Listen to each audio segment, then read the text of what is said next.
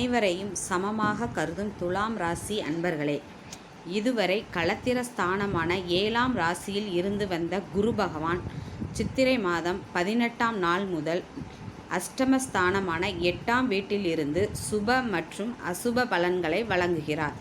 அஷ்டமஸ்தானத்தில் இருக்கின்ற குரு தான் நின்ற ராசியில் இருந்து 5ஆம் பார்வையாக கன்னி ராசியான போகஸ்தானத்தையும் 7ஆம் பார்வையாக விருச்சக ராசியான குடும்பஸ்தானத்தையும் 9ஆம் பார்வையாக மகர ராசியான சுகஸ்தானத்தையும் பார்க்கிறார்.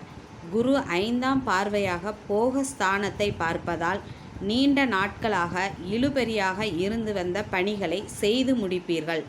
மனதளவில் இருந்து வந்த கட்டுப்பாடுகள் குறையும். பலதரப்பட்ட மக்களின் ஒத்துழைப்பு கிடைக்கும்.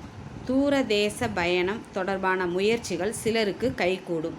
குரு 7ஆம் பார்வையாக குடும்பஸ்தானத்தை பார்ப்பதால் சாமர்த்தியமான பேச்சுக்களின் மூலம் இழுபறியான தனவரவுகளை பெறுவீர்கள். குடும்பத்தில் புதிய நபர்களின் அறிமுகம் மகிழ்ச்சியான தருணத்தை உண்டாக்கும். விலை உயர்ந்த பொருட்கள் மீது ஆர்வம் அதிகரிக்கும். கொடுத்த வாக்குறுதிகளை நிறைவேற்றுவீர்கள். குரு 9ஆம் பார்வையாக சுகஸ்தானத்தை பார்ப்பதால் உறவினர்களின் வழியில் ஒத்துழைப்பான சூழல் உண்டாகும். சுப காரியம் தொடர்பான எண்ணங்கள் கைகூடும். பழைய சிந்தனைகளால் அவ்வப்போது குழப்பங்கள் ஏற்பட்டு நீங்கும். புதிய வீடு மற்றும் மனை வாங்குவது தொடர்பான எண்ணங்கள் கைகூடும். குரு அஷ்டமஸ்தானத்தில் நிற்பதால் எதிர்பாராத சில திடீர் வரவுகள் உண்டாகும்.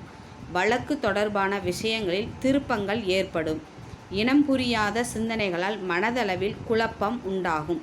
புதிய முயற்சிகளில் ஆலோசனை பெற்று முடிவெடுப்பது நல்லது. சகோதரர்களின் வழியில் ஏற்ற இறக்கமான சூழல் அமையும். நெருக்கமானவர்கள் பற்றிய புரிதல் மேம்படும். நன்றி, வணக்கம்.